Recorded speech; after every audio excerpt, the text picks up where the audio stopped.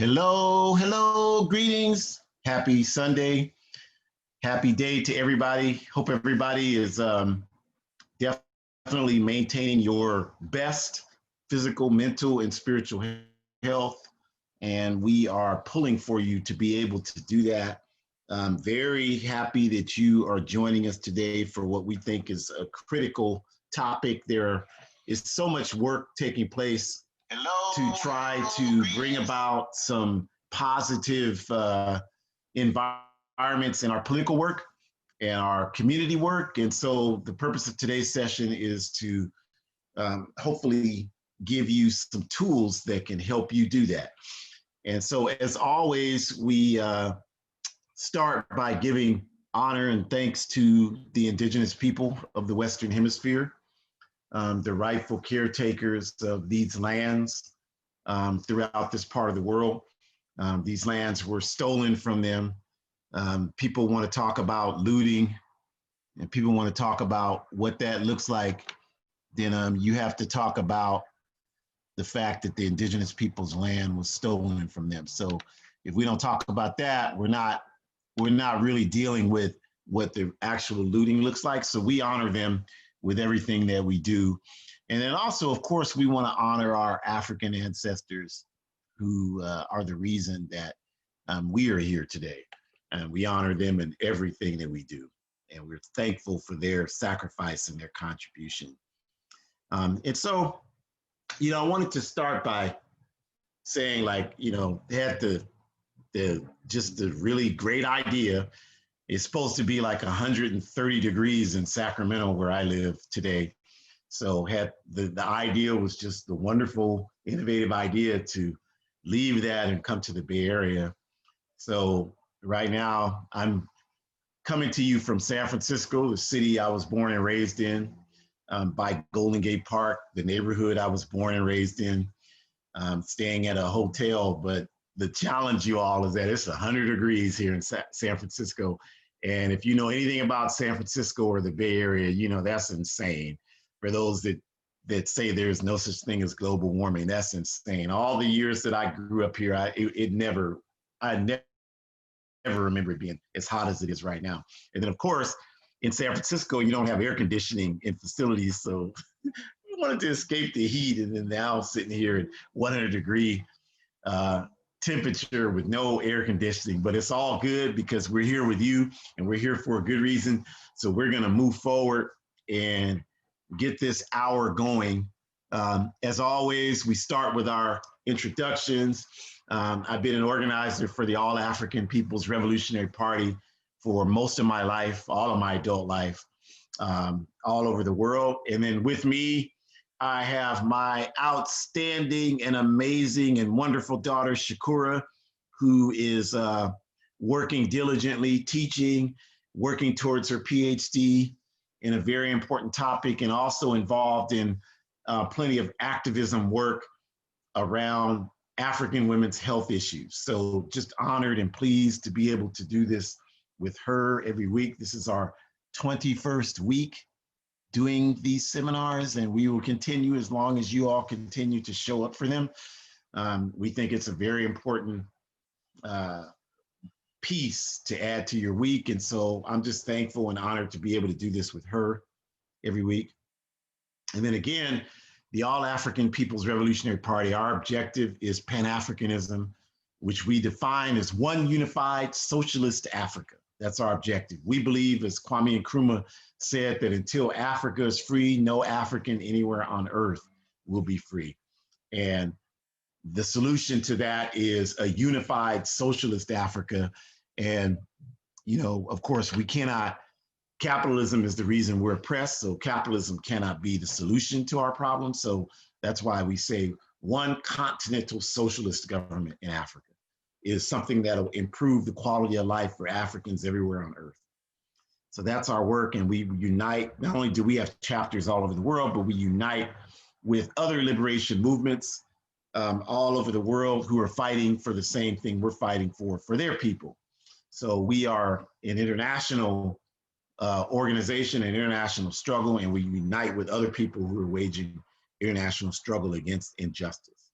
So again, we welcome you all here today for this important topic, and I will turn it over to Shakura to get us started. Okay, good afternoon, good evening, everyone. Thank you so much for joining us, and thank you, Daddy, for your lovely words. As I've said before, and I'll continue to say again, this space that I find myself in with you all on Sunday evenings is a very powerful space filled with love and energy and intentionality to eradicate and deconstruct oppressions of all kinds. And I'm very humbled to do this work with you all, and I thank you so much for allowing me to be a part of this journey. Every weekend is a new opportunity, and I'm grateful for it. So this is actually a part 2 to what we talked about last weekend. So I'm going to remind us of a couple of things we talked about last weekend, just to make sure that we're all on the same page and that there's no confusion. And I also want to announce that there might be, the next slide in particular has an example of how we would see this playing out in a real life situation. So if you weren't here last weekend, don't worry too much, because I'm pretty confident the information is still pretty clear for you to get an idea. And even if what I'm saying now doesn't make sense, just hold out with me until I can give my example, and then it might make a little bit more sense. So those of you who were with us last week know that we tackled this problem of people using social media to attack organizations and individuals on the left. We said that people substitute passive aggressive lashing out on social media for what's actually needed: principled ideological struggle. What we mean by principled ideological struggle is the practice of learning how to engage people honestly and directly when issues arise. Of course, we understand that the reason the former passive-aggressive approach is much more widely utilized than the latter form of principled struggle is because the former is much easier. All one has to do is log and type whatever you want with little to no personal consequences. Meanwhile, what you have done has contributed towards furthering the divide, and often this reality is exploited by police agencies to further poison the well. With principled ideological struggle, you make the decision to take the much higher, more difficult, and accountable approach of going directly to the persons you have the issue with to apply direct pressure on them to behave better. Next slide. I want you to imagine an environment where bad behavior is immediately addressed. Here's an example. You are a woman in an organization. A man engages in dangerous and patriarchal behavior towards you. Then, when you speak out against his behavior, he goes on a warpath accusing you of things that are not true. Imagine if in this scenario, instead of people responding to his unprincipled attacks, people confront him, whether you are around or not, and demand that he be accountable. Measures are enacted to protect you and to make him have to answer for his actions. Imagine the culture this type of behavior creates in your organizational circles, instead of the opposite, where you feel disrespected and abandoned because no one else has the courage to address this situation. The principled struggle creates an environment of safety, respect, and accountability for everyone. It also makes it much more difficult for police to manipulate weaknesses because everyone is disciplined enough not to air out their grievances beyond anyone who can play a role in helping address these problems.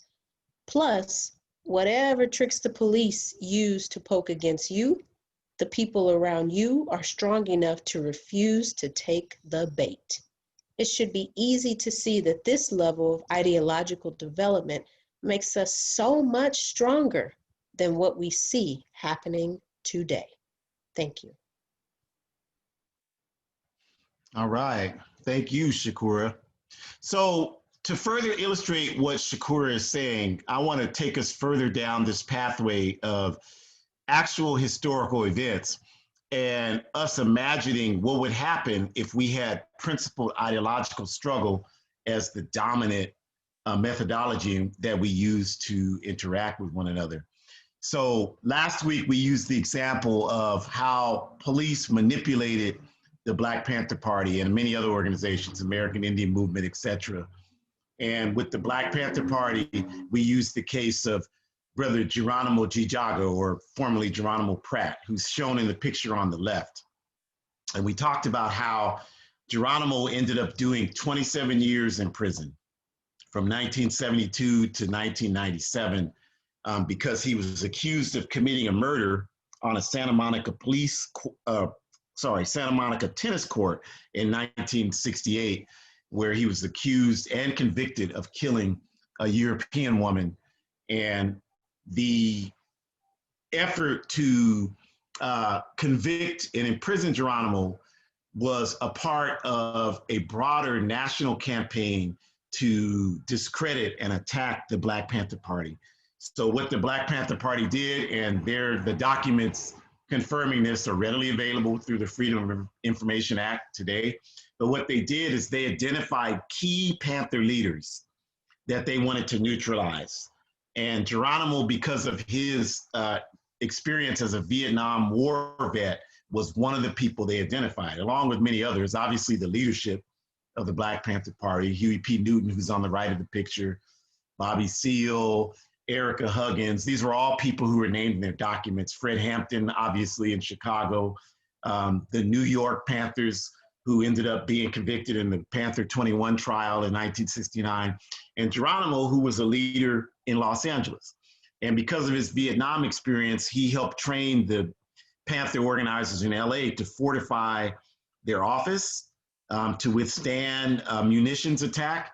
And so if you know the history, on December 4th, 1969, the police burst in Fred Hampton's apartment in Chicago and killed Chairman Fred and Mark Clark, as well as injuring Fred's 8.5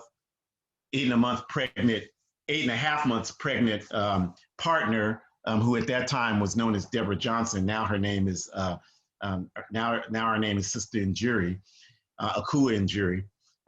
And so 4 days after that, they attempted the same raid on the LA Panther office on Central Boulevard in South LA. It was a part of a nationally coordinated campaign, and they shot up the office, but because of how it was fortified, they weren't able to be successful in injuring anybody or even getting the Panthers to come out.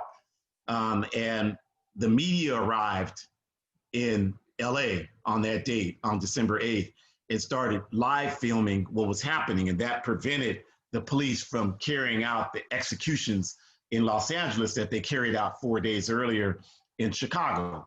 And so from that point, especially, they, really had a commitment to getting Brother Geronimo Gijaga. So what they did is they began to, at that time, Huey P. Newton was incarcerated, and they began to send him letters that were designed to appear as if they came from Black Panther Party members. And the letters questioned the integrity of Geronimo. Huey P. Newton didn't know Geronimo Gijaga. He was in, if you know the history of the Black Panther Party grew while Huey was in jail. What most Panthers knew about Huey P. Newton was the picture of him in the rattan chair with the spear and the rifle. He was incarcerated, so he didn't know Geronimo Gijaga. And so the letters that were sent to him were questioning Geronimo's actions and basically attempting successfully to convince Huey P. Newton that Geronimo was a police informant working for the police. And so this picture you see here is August 5th, 1970, when Huey P. Newton was released from Alameda County Jail, and Geronimo was there as a security person with David Hilliard. And he's there when Huey's on top of the car. There were hundreds, thousands of people there at the courthouse around Lake Merritt in Oakland. And Huey was, having to give an impromptu speech to try to get people to leave. And Geronimo was there posing, playing the role of security rather for him. But what ended up happening is the police made this charge against Geronimo when, because of FBI wiretaps, the police knew that Geronimo, at the time of this murder in Santa Monica in 1968, they knew he was at a Central Committee meeting in Oakland, California. And not only did they know that, the people who were at that meeting knew that, which would have been Huey P. Newton, Elaine Brown, Bobby Sealy, June Sealy, Bobby Seale, I'm sorry, June, Bobby's brother, David Hilliard, his brother, June Hilliard, all those people were there, Emory Douglas, all those people were at that meeting. They knew that Geronimo was there, but you have to study and understand the history in the Black Panther Party at that time. It was rife with police infiltration and sabotage. And so when Huey P. Newton, I believe sincerely thinking that Geronimo Gijaga was a police informant, informed everybody not to say anything, nobody did. And from their vantage point, they believed that they were being, committed to protecting the Black Panther Party. But it was all a part of this setup. And obviously this is way before you had internet. So it was a lot harder to do then because, they basically had to send the letters and hope people would believe them. Now people make it so much easier for them. But the point about this scenario here is that I want you to imagine for a moment. I had to give you the history because, most of you probably don't know that, what we just got through saying. But imagine for a moment in that scenario, if not only did Huey refuse to believe these letters that were sent to him, but imagine if the people on the Central Committee of the Black Panther Party had felt that they had the capacity to challenge Huey on this. And I understand that was not the reality. People's lives were in danger in a lot of ways. And if you don't know what I mean by that, you got a lot of study to do. But we don't have time to go into all that right now. But people felt, it was a dangerous environment inside of the Black Panther Party. But imagine if people felt like they could have engaged in struggle with him, maybe things would have turned out differently. Maybe they could have rallied support around Geronimo when these charges were wedded against him, because the reason Geronimo was convicted, it was based on the sole testimony of this piece of scum, Julio Butler, who was an FBI informant who claimed that Geronimo admitted the killings to him. And the jury was never told that Julio Butler was an FBI informant, which is highly unethical, right? Not that these people have any ethics. But also, the husband of the shooting victim identified a person originally as the shooter, and the police, wanting to use this whole episode to frame Geronimo Gijaga, strongly encouraged the man to rethink and to actually point out Geronimo as the person who did the shooting and not the person the man himself said was the perpetrator. And this also was never revealed to the jury. Obviously, if a primary witness identifies someone and says, no, it's not that person, it's someone else, that would be highly suspect to any well-intentioned jury. So they kept that from them, which is also highly unethical. Again, not as if these people have any ethics. So imagine if we had a different scenario where people felt the ability to engage in principled ideological struggle. Maybe they could have engaged in efforts to expose those two unfortunate things that I just mentioned. And maybe we could have done something to prevent Brother Geronimo from serving 27 years. And maybe if we had that kind of environment, we could have done a lot to prevent many of the other political prisoners who were set up on similar types of circumstances from ever having to do that kind of time, ever having to pay that kind of price. If we had a different environment where struggle was able to ensue in a healthy manner, I believe that we could have come out of this scenario with different circumstances and different results. And so I want to build on that with some examples of what I believe to be principled ideological struggle. And I'll start first by talking about Cuba and talking about the historical relationship between Fidel Castro and Che Guevara, because the reactionaries have tried to poison that relationship, and they want you to believe that Fidel Castro set up Che Guevara for his death in Bolivia. At first, they engage in all kinds of principled and untrue assaults against Fidel Castro's legacy and as well against Che Guevara's legacy.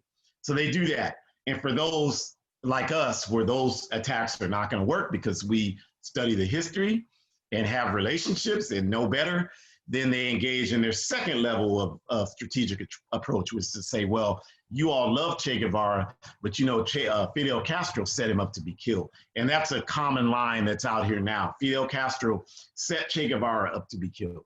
And so we know this is not true because we know and anyone who wants to know that's not true can know it, because the people who spent the most time, political time around Fidel and Che have written extensively about it. And so if you study it, you can get not one, not two perspectives, but many different perspectives. Harry Villegas, who is known as Pombo, who was Che Guevara's personal bodyguard, was with Che and Fidel during the Cuban Revolutionary War, went with Che to the Congo in 1964 to fight, went to Bolivia with Che in 1967, and was one of only 3 people to escape out of Bolivia after Che Guevara was assassinated there because of the support of Salvador Allende, who was the assassinated president of Chile. Pombo, who I had a chance to meet when I went to Cuba, wrote a diary of all of his experience and talked about the many meetings he was in, many meetings he was in with Fidel and Che when they debated about the Bolivian mission, and how Fidel tried for hours, 8-9 hours of struggle, multiple days, to convince Che not to engage in the mission. And once it was clear that Che was dedicated to the mission, spent an equal amount of time doing everything he could to ensure that Che's, the folks who were engaged in the mission prepared to be successful. We've talked in past weeks about the reasons why that did not happen, but the point is that not only did Pombo write these books, but Harry Drake Cruz, who ended up being Cuba's primary military commander in Africa during the 80s and 90s. And we've talked a great deal about the extensive role Cuba played in helping prevent Southern Africa from becoming all racist apartheid. Harry Drake Cruz has written extensively about the principled struggle that existed between Fidel and Che. And the point I want to leave with you about that is because people familiar with the Cuban Revolution know about the principled struggle that they engaged each other in. What we mean when we say principled struggle is standing in front of someone and telling them they're wrong point blank, and telling them why they're wrong, and helping them understand a path that would be better, and helping them work through that path. That's what principled ideological struggle is. And so the people who are familiar with this know that that happened.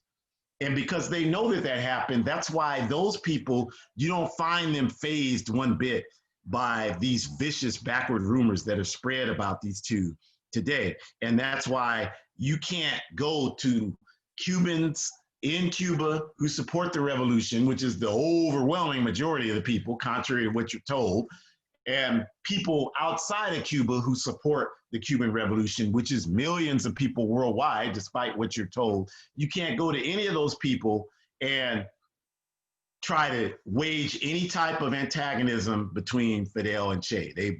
We will know better, and we'll be able to show you why you don't know what you're talking about, because people understand the history of principled struggle that became the day-to-day mechanism that was utilized inside the Cuban Revolution, then, today, as well as today. Another example I want to use is the ideological struggle that occurred between Kwame Ture and Louis Farrakhan, the leader of the Nation of Islam. And at the time he was alive, Kwame Ture was, of course, a leading cadre within the All-African People's Revolutionary Party. And so one of the very first times I got a chance to engage with Kwame doing his security was somewhere in 1984. I think it was, if my memory serves me correctly, October of 1984. And I picked him up at the airport, and he was doing a speaking engagement out at UC Davis on the quad at UC Davis here in California, the big quad out there outside of the student union. And there were probably about 3,000 people that were out there to hear him speak. But before we did that, he told me he had to make a phone call. So I took him to my residence to get something to eat and to make a phone call. And unbeknownst to me, he called Minister Farrakhan on the phone. And the reason why he called him is because at that time, if you remember, if you're old enough, or if you know the history, Jesse Jackson was running for president. And Jesse Jackson, at that time, he went to Syria and arranged for the release of a Air Force lieutenant, an African Air Force lieutenant. I believe his name was Robert Goodman. And Jesse took Farrakhan with him because Farrakhan, if you didn't know, speaks fluent Arabic. And so it was primarily Farrakhan's efforts by the account of Jesse Jackson, as well as the other people that were there, that made the best impression on the Syrians, and they agreed to release this Air Force lieutenant. And so from that on, you know, the relationship between Jesse's run for the presidency and Farrakhan, you know, I guess began to intensify.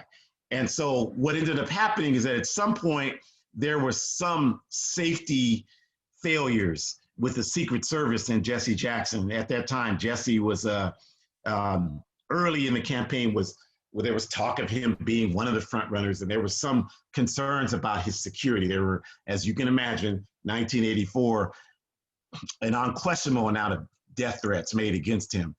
And so Farrakhan said, well, we'll fire the Secret Service. I'll let my Fruit of Islam be your security. And if you don't know anything about the Fruit of Islam, you know, y'all have to study. I mean, what can I tell you? Like, I can't explain everything to you, but you should understand, especially since, you know, I hear all these opinions out here about the Nation of Islam, and you don't know what the Fruit of Islam is, then you should shut your mouth. But the Fruit of Islam is the paramilitary wing of the Nation of Islam. And all you have to know about the FOI is that the prisons in this country are swarming with FOI, and you never hear any instances of anybody messing with the FOI. I don't care if it's Bloods or Crips or Aryan Brotherhood or whoever you want to name. You don't hear about anybody messing with the FOI in prison. So that should tell you something about their capabilities. So Farrakhan assigned them to Jesse Jackson to become his security, replacing the U.S. Secret Service. And if you study that history, if you know it, then there were some comments that were made in private by Jesse Jackson that this reporter made public, and it created the schisms with the Zionist community, and it derailed Jesse Jackson's presidential campaign. And in an effort to defend Jesse, Farrakhan made statements that initiated, or not initiated, but definitely proliferated the intense struggle between him and the Zionist community, which still exists to this day. And so the point of this phone call with Kwame Ture and Jesse Jackson is one of our strategies that we utilize is to build what we call an African United Front. And what that's about is uniting African organizations into one entity to fight for specific things. Now, a lot of you that aren't involved in organizational work, you don't understand, like you only see the necessity of working with and talking to people that agree with you already, which means that you're never going to get stronger. You're never going to build more capacity. You're only going to lose capacity over time. The way that you build capacity is you develop the capacity to recruit people who don't agree with you. And that's how you win people over. And that's how you build capacity. That's how revolutions are won. So that's one of our strategies. So we don't care what the Nation of Islam believes. We don't care what the NAACP believes. We have enough faith and commitment to our revolutionary Pan-Africanist line that we know that if we work with anybody, eventually we can begin to influence them. So Kwame was talking about Farrakhan about this African United Front work, and he was trying to discourage Farrakhan from being engaged in what he called correctly the bourgeoisie, petty bourgeoisie U.S. electoral campaign to win the presidency. As Kwame always was fond of saying, power doesn't come from individuals occupying positions. Power does not come from individuals occupying positions, because a lot of you believe that it does. But you can't name one example where a mass of people have been empowered by an individual occupying a position. If an individual occupies a position in this capitalist white power structure, and the masses of people have no power, guess what? That individual will be forced to serve the interests of the capitalist white power system. And that's what happens to us every time, because we don't understand, as Kwame said, power comes only from the organized masses of the people. So this is the conversation he was having with Farrakhan, and I'm sitting there and they are going at it over the phone. I mean, they are throwing accusations at each other, making all sorts of criticism against each other on a personal as well as political level. I won't repeat them because if you weren't there, it's not really any of your business. But the point I will say about it is that their struggle taught me as a 21-year-old young man, like, this is how you make your point with people. And you know what? They ended that call on a mutually respectable level. Despite all the things that they said, I would have never thought, because I didn't have any experience struggling with people on that kind of level, I would have never thought they would have been able to do that. But they both understood, no matter what you might think of them or what you think you know about them, they both understood that them maintaining a relationship on a principal level was more important than whatever they discussed. And of course, history is borne out that Kwame was correct as it relates to what he was trying to tell the minister that day. But the point is, because they were able to maintain that level of principled relationship, it enabled us to do quite a bit of work over the years that's really benefited our struggle. It's really helped our struggle maintain a lot of its vitality. And so that's what happens when you engage in principled struggle. You create an atmosphere where people can develop the ability to learn how to work together, because that's a big problem that we have now, is that we don't know how to work together. And the minute there's a disagreement, we're gone. We can't work through any disagreements. We don't even, a lot of you don't even, you just leave. You don't even tell anybody you're leaving. You don't even have the courage to call someone and say, hey, I'm not gonna work with this anymore. You just disappear. And that's because liberalism is the dominant aspect of how we engage with each other right now. And when I say liberalism, I'm not talking about the Democrat and the Republican Party. That's not what liberalism is. That's a bourgeois definition of liberalism. Liberalism is an ideological component that speaks to our inability to engage each other in honest ways. So instead, we choose to adopt dishonest, passive-aggressive ways to avoid confrontation. That's what liberalism is. So that's what we do. And it weakens our organizations, because if someone's doing something wrong, or even if you just have disagreement about how things are being carried out, we, for the most part, don't know how to sit down with each other and develop a comprehensive argument, present that comprehensive argument, and stay in there and stick with it until we can win the ideological struggle. That's what principled ideological struggle looks like. So, you know, that's what we have to learn how to do.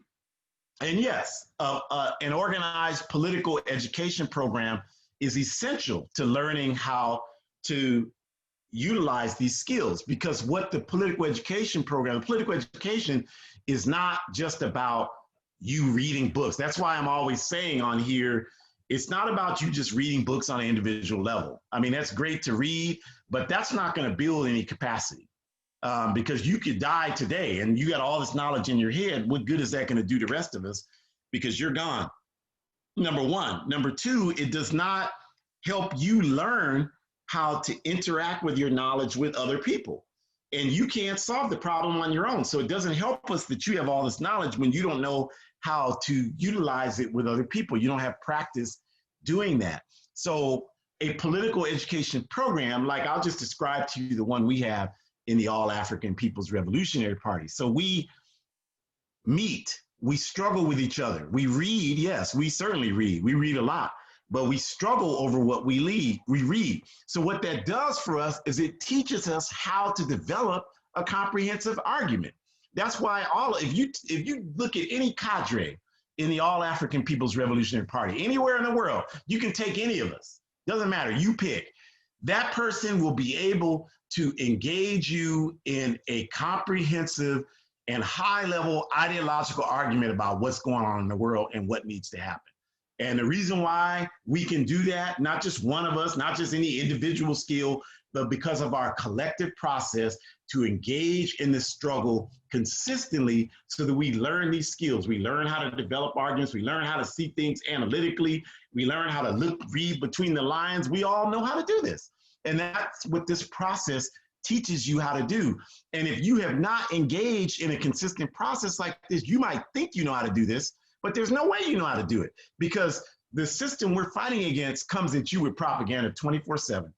365 days a year. So if you don't have something that's countering that with a competitive level of intensity, there is no other option except for you to be slowly but surely influenced by the point of view of our enemies.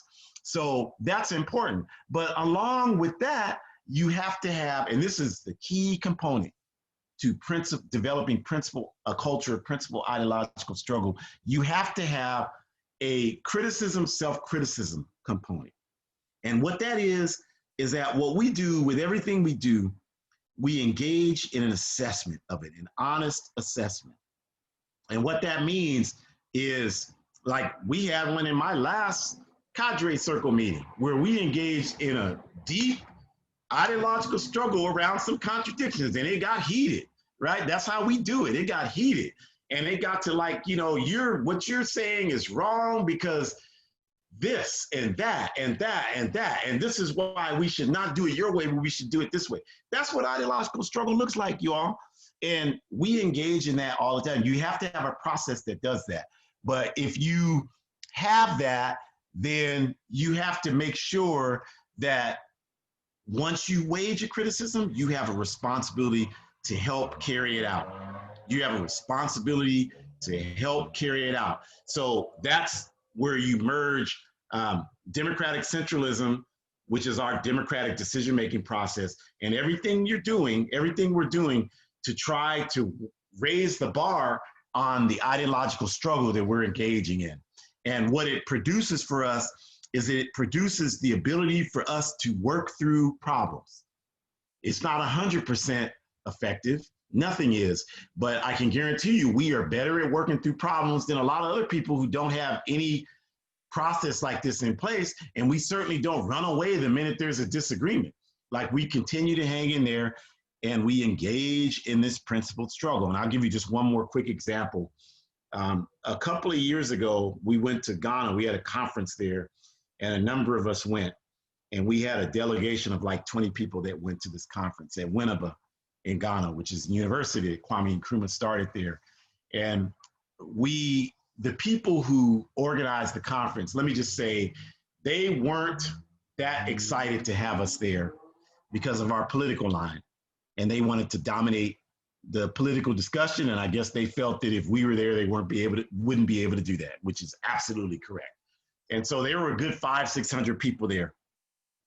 And so they engaged in little things to prevent us from, like, they wouldn't give us our rooms. We waited like 3 hours to get our rooms, and they wouldn't give us any, information. They just kept telling us there's too many of us, even though we registered in advance. All these little things they kept doing. And so we ended up having a discussion. Then we went into one session when it finally started, even though we hadn't had our rooms, and they were telling us there's too many of us, and they were telling us to decide which one of us would have to leave. And so we went outside and had a discussion, all 20-something of us, and we, discussed whether we wanted to stay there or leave. And I'm telling you all this because, to be honest, I was like ready to go. I was ready to leave and go back to Accra. And we engaged in like an hour and some odd long struggle. And even though I did want to leave and nothing was said during that struggle at that time that made me want to stay there, the decision was collectively, after we discussed it, backwards, forwards, honestly, point blank. And, even somebody telling me like, you just can't get in your feelings. Like, we're here to engage in ideological struggle. And they were right. That was a criticism they made of me that was absolutely correct. But they didn't get on Facebook and say that. They said that directly to my face. And so even though I was feeling a certain kind of way, The vote was that we stay there, and they were correct. I'm glad that that was the collective vote, and I'm glad that we stayed there. I was wrong. And that's how you develop, in an atmosphere where healthy, principled ideological struggle is dominant. No need to go on Facebook or Instagram and say anything about anybody. You're there to build with them. How are you building anything when you're using this third-party mechanism to tear people down? You go directly to the people and you invest in them. Like you want them to invest in you, and you work with them to develop a way to move to a higher level. And if you're not willing to do that, then go do something else, because you're not really ready and mature enough to engage in this struggle the way it needs to be engaged in, because that's what's required to move us forward. That's what's required to make us what we need to be.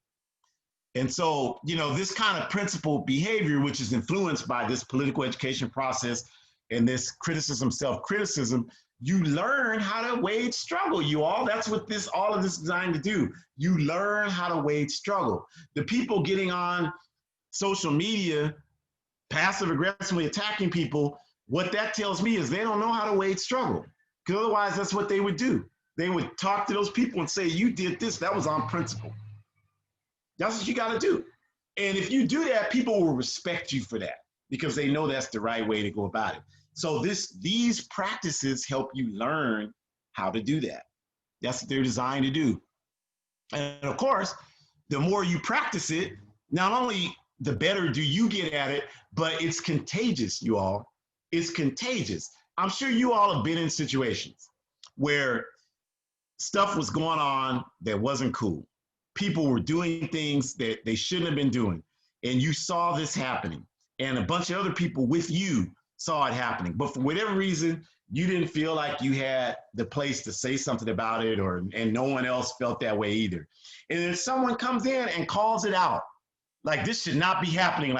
And you all start shaking your heads. That's right. And if you think about when you've experienced that, the whole atmosphere changes just because of that one person doing what needed to be done. The whole vibe of the environment changes. And then what else happens after that? More other people start chiming in saying, that's right, I agree, this shouldn't be happening. And then before you know it, before long, the whole atmosphere has changed for a positive. This is an example, you all, of principled ideological struggle. This is what it breeds. This is what it creates. That feeling you have when you're like, damn, this cool that this is being addressed. That's what you get from principled ideological struggle. That feeling you had before that person spoke up and before anyone said anything, that feeling of tightness in your throat, that feeling of discomfort. That's what liberalism makes you feel like. So that's the kind of environment we're creating by going on social media instead of developing atmospheres where we can struggle in healthy ways towards one another. And we know that the more contagious this thing gets, the better that we'll be able to engage in these processes. Like we'll get better at it, and we'll become less tolerant of liberalism. And we'll be able, once we do that, we'll be able to challenge, how things go. We'll be able to challenge things for the better. So that's what we want to be able to do. Because one of the things that I want you to highlight on the people whose pictures you see here, Sister Assata Shakur. Most of you know who she is. She's lived in Cuba since 1984. She was busted out of prison here on November 2nd, 1979. She's been in Cuba ever since. And the two people on the bottom were the people that were convicted for helping her escape. The cases against them that led to their convictions are so flimsy, as my friend likes to say, it wouldn't have stood up in Judge Judy's courtroom. But still, this is capitalist America, so it doesn't take much to imprison revolutionaries. So Mutulu Shakur and Marilyn Buck were the two that were convicted of helping Assata escape. And there were some other people who had some other charges as well. And so the point I'm bringing up to you is that Assata's been in Cuba. She's still on the FBI's most wanted list. She's the #1 person on. There's a $2 million bounty on her head as I'm talking right now. And Mutulu is still incarcerated. Marilyn Buck passed away in 2010. She was in prison until like 3 weeks before she died of cancer. And I've talked about her a lot, talked about all three of these people a lot. But Mutulu is still alive and in prison. And so what I'm trying to say to you is that for years, the feds went to Mutulu and Marilyn, who were incarcerated, and talked to them about providing information on anyone else who helped with Assata Shakur's escape, and promised them all sorts of things up to and including being released early from prison. And neither one of them, both of them chose prison. And in Marilyn's case, basically dying in prison. And Brother Mutulu, who knows, you know, he's still in prison. He's been there approximately 40 years. So he, you know, unfortunately that could very well happen for him. But both of them made the decision that they were going to stand on their principles. And this comes from having deep ideological commitment. And that comes from engaging in that kind of struggle and developing to a point where there's nothing they can do to intimidate you from doing what is right. So that's what we want to say about that, because that's a very important element if you want to understand what this principled ideological struggle thing does for you. And so with that, I just want to say that we encourage you to do a couple of things. We encourage you first to just make a commitment that if I have an issue with someone, I'm not going to get on social media and talk about it, because I don't know who's looking at what I'm writing. And you might think nobody is looking, but that's a very naive position if that's what you believe. So just make a commitment right now to yourself. I'm not going to be posting negative stuff about any organization or any people on social media. If I have a problem with someone, I'm going to take it directly to them. And if I don't feel comfortable doing that, if it's not safe for me to do that by myself, then I'll find people who can do it with me, and I'll work with them to do it with me. And if I'm not able to do that, then I still won't go on social media and engage in attacks against them then, because that's not going to help solve the problem. Nobody can come on here and say, well, no, I attacked somebody on social media and it solved it. It completely made us a stronger organization. That's not the reality. So at least if you can't do it for some reason, then just don't do that route. Don't go that route. Just make a commitment to do that. And on top of that, like we always do, we'll make a public commitment that if you want to learn more, obviously in an hour, we can't, you know, help people have a clear understanding of how to engage in principled ideological struggle.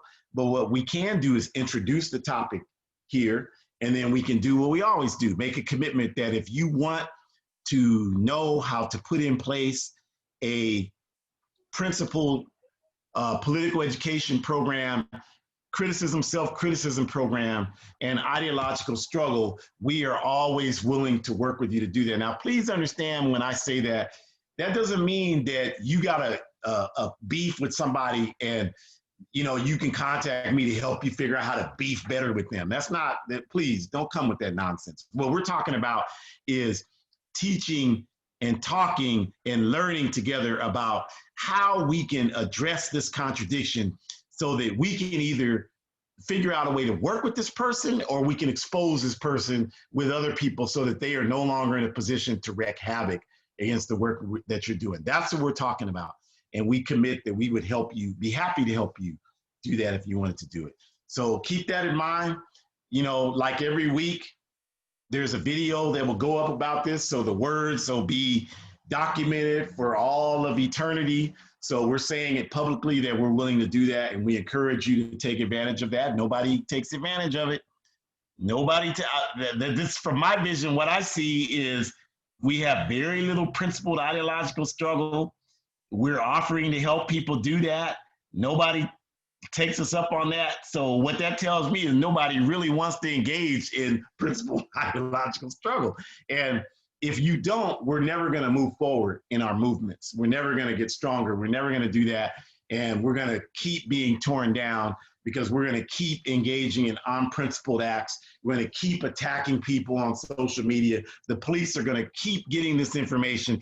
They're going to continue to add oil to the fire. It's going to keep preventing us from getting any stronger and really moving past this point of reaction that we're dominantly at today. So if you want to move past that, we can't continue to just do the same thing and expect things to change on their own. We have to change our behavior, you all. We have to be willing to push ourselves farther along. We have to get better. That's what this is about. That's what principled ideological struggle is about. Us all getting better, raising the bar, creating a culture and environment where we learn how to deal with each other based on love. Because when you help somebody resolve a contradiction, there aren't too many higher expressions of love than that. When you help somebody that you disagree with come to a common ground in a healthy setting, in a healthy way, that's healthy for you and them and everyone else, there's no better example of love, in my opinion, on a collective level anyway. So that's what we're talking about doing. And obviously, if we have that kind of strength, then there's not going to be any force. There's nothing these people can do to stop us from doing that. But we got to do this work, and we got to stop talking about, well, how come you're not talking about BLM like you're talking? How come you don't see the Ku Klux Klan like you see BLM? Like, grow up. The Ku Klux Klan does nothing to challenge the status quo of this backward country. In fact, they maintain these unprincipled and racist attacks by existing. So why would the system do anything against them? They are working in the interest of, I mean, if you got to be able to see that. We got to stop saying these kind of things. Like every time I see it on social media, it's like, I'm like, boy, we're not learning anything. So stop saying that kind of stuff. They are not gonna attack white supremacists. Those are their shock troops. Whereas anything BLM, any indigenous Latino organization, any Asian organization, any LGBTQ organization, all of these groups, anything that they do is against the status quo of this backward country, which is built on oppressing all of those communities. So just by your existence, they're going to come after you. And if you don't understand that at this point, I don't know what to tell you. I don't know what to tell you. I mean, there's nothing clearer than that. So stop saying that and stop looking for shortcuts to justify why we're not doing the work that we need to do. And just at least if you're not going to do it, just be honest and say, like, I'm not really committed to this like that. All I want to do is figure out a niche and a space where I can be at peace with the oppressive system, where I can have comfort in the oppressive system. That's really what I'm trying to do. And I would respect you more if you said that, even though I would think you were a low down human being. I would respect you more if you said that, because at least I would know that you're just being honest about all you care about is yourself. So if that's not you and you really want to do this work to change the problem and not just coexist with it, then this is what we have to learn how to do, you all. This is the kind of work we have to learn. So we just want to say that. And along with that, we want to say join an organization, because you can't have political education in an organization. You can't have criticism, self-criticism. You can't learn how to engage in principled ideological struggle just as an individual. It doesn't work like that. So you have to be a part of an organization. So we want to encourage you, as we always do, to join an organization. And if you have an organization, make it stronger by ensuring it has mass political education, right? Like, we force ourselves to learn about struggles, our struggle as well as other struggles, right? Like just last weekend, we had the 50th commemoration of the Chicano moratorium, right? So, in the APRP, we've studied the Chicano moratorium. We got resources from one of our sister, the El Partido Raza Unida. They supplied us with history on that decades ago. And we studied it, and we study it on our own. We don't have to have indigenous people, Latino people there to make it look like we study it on our own, just African people, so we can understand that history and respect that history of the people whose natural land this is. How can you stand in solidarity with people when you don't know anything about them? It's just not possible, you all. And that's why our solidarity has so many holes in it today. So political education is the tool to correct that. So we can help you, again, we'll help you establish that political education process in your organization. We'll share our template with you. We'll do everything we can to help you establish that. Again, nobody's really asking for that. There are a couple of people on here who have asked for that and who have engaged in the work, but most people Don't ask for that because you really, I guess, don't really want to do that work. You just want to look like you're doing it, but we're not going to make any forward progress with these conditions we have. So we encourage you, if you're serious, to do that. And also, we can talk about building community defense projects. We have to learn as communities how to defend ourselves, you all. These people are coming for us. They are coming for us, and you're praying in front of them. When they catch you, you're praying, you're pleading. These people have no conscience. They are not going to be moved by any of that. Your life will be over, but it won't necessarily have to be like that if we organize and plan for how we can defend ourselves. Again, work that it appears most of us are not really willing to do. I guess a lot of us think that when that happens, you're going to be able to call the police and they're going to come and save you from that situation. You're going to call them and they're going to say, well, yeah, those are our people out there coming at you. Yeah, that's us. We're the police. So if you don't want that to be your reality, like, we got to get to work, and we're offering what we know to help you do that, because we want to make our community stronger. So your organization have to have all of those components. And then the last thing is we have many resources to help you with these things, videos, articles, everything. aprp-intl.org, our site, if you want to join, if you're African and you want to join the All African People's Revolutionary Party, you can inquire through that site. The middle one, same thing, articles, videos, betterworld.me, that's my personal blog. I wrote something on there about the shooting in Portland this past week, and the guy that allegedly shot the white supremacists, and how, you know, we consistently raise that up. And for the same reasons I'm talking about here, because we don't want to do this work I'm talking about. So we romanticize one person doing something, and which does nothing to advance our collective oppression. We have had no improvement. No one can show me any improvement we've had this week that we didn't have last week before that guy shot the guy, whatever happened. So I get it. I get people's emotional desire to see white supremacists taken down. I understand that better than most of you. But what I'm saying is that for some of us, that kind of emotional symbolism has long ago stopped being enough. We want to solve the problem, you all. We don't want to just feel better about the problem. We want to solve it. So these things I'm talking about, I'm saying, are the only way we're ever going to be able to do that. Anybody that has anything else, then I wish you would bring it forward. And if all you got is, well, we just need to vote more, that's, come on. That's clearly, we can do that, but we can't just do that. We need to do all of these things. All of these things need to happen. So I see a whole lot of people talking about we need to vote, vote, vote. I don't see anybody talking about these things we're talking about today. So that's why we focus on these things, and that's why we talk about them, because we know that if we don't do this, none of the other things are going to help us. And Hood Communist here, again, more articles, more resources. We all write for that one as well. It's a collection of African revolutionaries all over who write for that. So we definitely want to encourage you to do all of those things. And if we can, then we can really begin to make some serious progress here with the work we're doing, you all. Shukura, my amazing daughter, is there anything that you know of that we need to address at this time? So there's no comments in the chat, but I just wanted to kind of do a call to action and follow up with what you have already so eloquently said, is that for those that are seriously impacted by this presentation or the one last weekend and are taking this in a serious note, I would just ask you to reflect on why is it that we are socialized in this capitalist society to see disagreement, to see struggle as a quote unquote bad thing.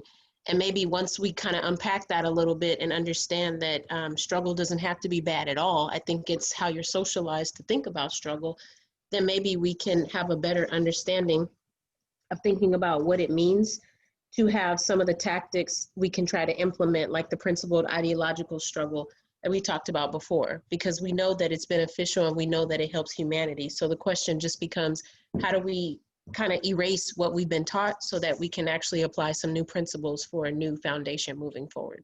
Thank you. And that is an outstanding note for us to close on. And so we just want to say again, thank you all for, being willing to engage in this struggle. We really appreciate each and every one of you that's out there. We get, a really good audience every week, and we appreciate it, hundreds of people. So we'll continue on. We'll have a topic next week. Like we said, we'll keep doing it as long as you keep coming in. So we'll look for that. And we want to wish you a very safe rest of your weekend. You should commemorate. This is one holiday you should commemorate, Labor Day. This day is designed to recognize the working people on the planet. And the working people are the people that make things go. Whether we're talking about industrial working class, service working class, peasantry, this is the part of the world that makes things go. So you should honor this one. Don't celebrate Thanksgiving or 4th of July or any of these, or even so-called Veterans Day or any of these holidays that accelerate and uplift imperialism, but you should definitely celebrate Labor Day. So we hope that you have a great Labor Day. We hope that you and your family and your loved ones are well. We look forward to seeing you next week. Spread the word, join an organization working for justice, forward ever, backwards never. Have a good rest of your day.